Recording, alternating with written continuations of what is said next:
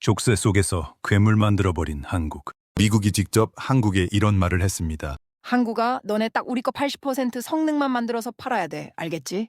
이 말, 실제로 있었던 이야기입니다. 락히드 마틴이 한국과 전투기를 공동 개발하면서 걸었던 조건이었거든요. 이유는 단 하나였습니다. F-16 시장 건드리지 마라. 그 기준이 바로 F-16 Fighting Falcon이었죠. 당시만 해도 세계에서 가장 많이 팔린 전투기였고 미국 입장에서는 절대 뺏길 수 없는 시장이었습니다. 한국은 그냥 시키는 대로 할 수밖에 없었습니다. 본도, 기술도, 시장도 전부 미국이 쥐고 있었으니까요. 그런데 바로 여기서 아무도 예상 못한 일이 터집니다. 미국이 갑자기 자기 기준을 스스로 올려버린 겁니다.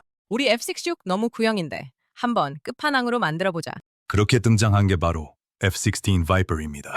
AESA 레이더, 최신 전자전 장비, 네트워크 중심 전투 시스템까지 다 때를 박았죠. 거의 5세대 전투기 바로 아래급 성능을 만들어버린 겁니다. 미국 입장에서는 자국 무기를 업그레이드한 것뿐이었는데 이게 한국한테는 완전히 다른 결과를 만들어냈습니다. 첫 번째 반전이 터집니다. 기준이 올라갔다고?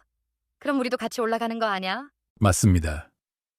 한국이 개발한 FA-50 파이팅 이글의 성능 제한 기준 자체가 올라가 버린 겁니다. 원래는 일부러 성능을 제한해놨던 기체였거든요. 그런데 기준이 F-16 바이퍼로 바뀌면서 사실상 복민이 풀려버린 거죠. 근데 이게 단순히 기준만 올라간 게 아닙니다. 진짜 무서운 건 따로 있었습니다. 애초에 설계부터 다르게 해놨다. FA-50는 처음 만들 때부터 대형 레이더가 들어갈 공간을 확보해놨고 기체 구조도 F-16급으로 설계해놨습니다. 겉으로 보기엔 그냥 경전투기처럼 생겼는데 속에는 이미 업그레이드를 위한 여유 공간이 다 만들어져 있었던 거죠. 이게 무슨 뜻이냐면 부품만 교체하면 바로 성능을 올릴 수 있다는 얘기입니다. 필요하면 바로 성능 올리면 된다. 이게 진짜 무서운 부분입니다. 경쟁 상대가 업그레이드하면 한국도 즉시 따라 올라갈 수 있는 구조라는 거거든요. 미국이 족쇄를 채웠는데 그 족쇄가 오히려 더 단단한 몸을 만드는 훈련 도구가 된 셈이죠.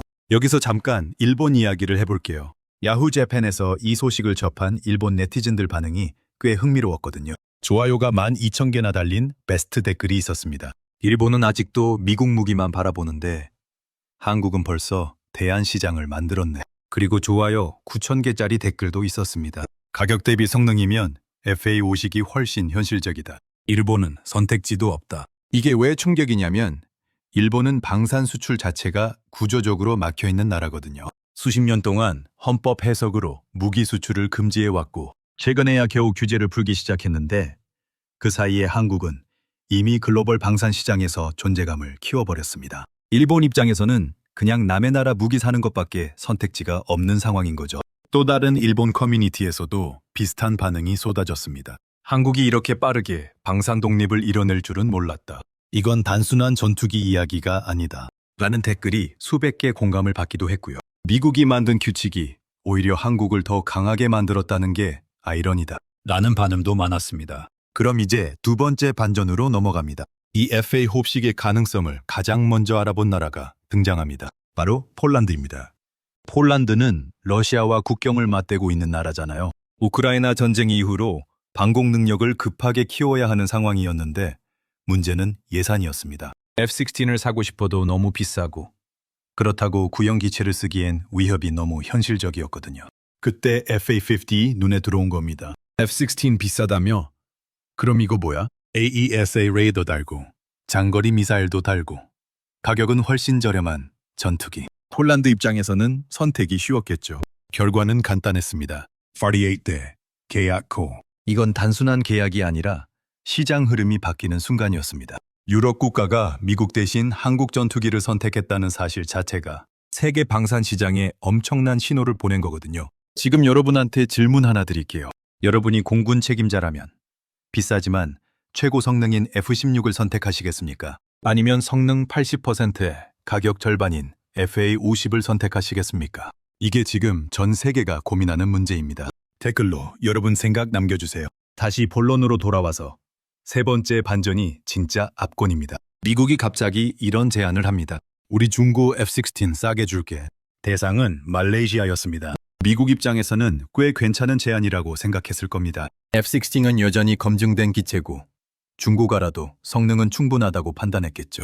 그런데 돌아온 답변이 레전드입니다. 그 가격이면 FA 오직 새거 사지. 왜 중고를 사냐? 이 한 문장으로 상황이 완전히 정리됩니다. 과거에는 미국 무기면 무조건 최고다 라는 공식이 있었는데 지금은 가성비 따져서 한국 무기 산다로 바뀐 거잖아요. 이 흐름이 완전히 전환된 겁니다. 말레이시아뿐만이 아닙니다. 현재 FA 호십에 관심을 보이고 있는 나라가 생각보다 훨씬 많습니다. 필리핀은 이미 도입했고 인도네시아, 태국, 불가리아, 슬로바키아, 이라크, 카자흐스탄까지 도입을 검토하고 있거나 협의 중에 있습니다. 동남아시아, 동유럽, 중동, 중앙아시아까지 전방위적으로 퍼져나가고 있는 거죠. 그리고 여기서 일본이 또 한 번 충격을 받습니다. 일본 방위성 관련 커뮤니티에서 이 소식이 전해졌을 때 반응이 꽤 흥미로웠습니다. 한국이 유럽, 동남아, 중동까지 동시에 뚫고 있다. 이게 가능한 일이냐? 라는 댓글이 많았고 일본은 아직 수출 규제 풀고 있는 단계인데 한국은 이미 수십 개국이랑 협의 중이다.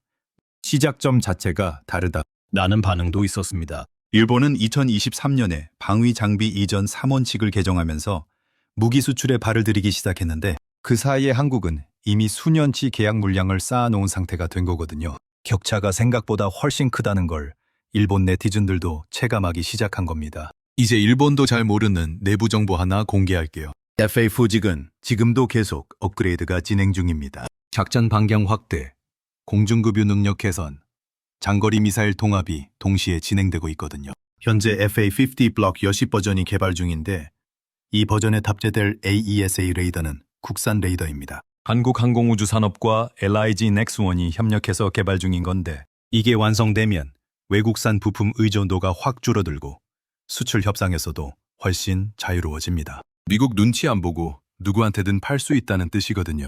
이걸 다 합치면 어떻게 되냐? F-16 바이퍼 성능의 80%를 거의 꽉 채운다. 처음에 미국이 했던 말 기억나시죠? 80%까지만 만들어라. 그게 지금 현실이 됐는데 문제는 기준이 바뀌어 버렸다는 겁니다.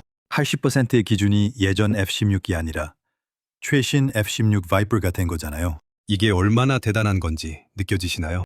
그리고 여기서 더 나아가는 이야기가 있습니다. 한국은 이미 다음 단계를 준비하고 있습니다. KF-21 보라매입니다. 작업 후세대 전투기로 분류되는 이 기체는 이미 초음속 비행 시험을 완료했고 현재 무장 통합 시험이 진행 중입니다. FA-22 중형 전투기 시장을 공략했다면 KF-21은 그보다 한 단계 위 시장을 정면 겨냥하는 겁니다. 야후재팬에서 KF-21 관련 기사가 나왔을 때 일본 반응도 상당했습니다. 이대로 가면 한국이 중형 전투기 시장을 다 가져갈 수도 있다. 라는 댓글이 수백 개 공감을 받았고 F-35 사기엔 너무 비싸고 KF-21이 딱 그 틈을 파고든다. 라는 분석 댓글도 많았습니다. 일본은 F-35만 사는데 한국은 직접 만들면서 팔기까지 한다. 이건 국력의 차이다. 라는 자조 섞인 댓글도 있었습니다. 특히 인도네시아가 KF-21 공동 개발에 참여하고 있다는 점도 중요합니다. 개발 비용을 분담하는 대신 기술 이전을 받는 구조인데 이런 방식의 공동 개발은 한국이 단순 수출국이 아니라 방산 파트너 국가로 올라서고 있다는 걸 보여주는 거거든요. 단순히 물건 파는 게 아니라 함께 만드는 나라가 되고 있는 겁니다. 한국 방산 수출액이 어떻게 변했는지 보면 이게 얼마나 급격한 변화인지 실감이 됩니다. 2020년에는 약 3조 원 수준이었던 방산 수출액이 2022년에는 17조 원을 넘어섰습니다. 2년 만에 거의 6배 가까이 뛴 거잖아요. 2023년, 2024년을 거치면서도 이 흐름은 계속 이어지고 있고 업계에서는 조만간 세계 4위 방산 수출국 진입이 가능하다는 전망도 나오고 있습니다. 홀란드 계약 이후 체코, 루마니아, 그리스에서도 문의가 들어오고 있다는 이야기가 방산 업계 내부에서 돌고 있습니다. 유럽 국가들 입장에서는 러시아 위협이 현실이 된 지금 비용 대비 효율이 높은 전투기가 필요한데 FA 혹식이 딱 그 조건에 맞아떨어지거든요. 이게 단순히 무기 파는 이야기가 아닌 이유가 있습니다. 방산 수출은 그냥 물건 하나 파는 게 끝이 아닙니다. 수십 년간 정비, 부품 공급, 소프트웨어 업데이트, 조종사 훈련까지 전부 계약에 포함됩니다. 한번 팔면 그 나라는 사실상 한국 방산 생태계에 편입되는 거거든요. 경제적 연결고리가 생기고 외교적 영향력도 따라옵니다. 이걸 일본 네티즌들도 이미 눈치채기 시작했습니다. 한국이 무기를 팔면서 동시에 외교적 영향력을 얻고 있다.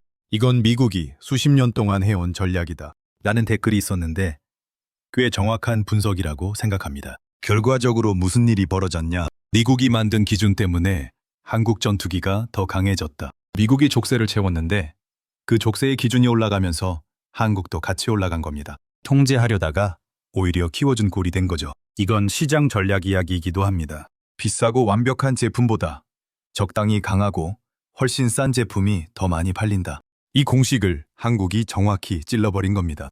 방산 분야에서만 이런 일이 벌어지고 있는 게 아닙니다. 조선, 원전, 배터리, 반도체까지 비슷한 흐름이 여러 분야에서 동시에 나타나고 있거든요. 한국이 세계 시장에서 독자적인 포지션을 만들어가고 있는 겁니다. 이 흐름이 앞으로 어떻게 전개될지 여러분은 어떻게 보십니까? 한국 전투기, 진짜로 미국 시장까지 위협할 수 있다고 보십니까?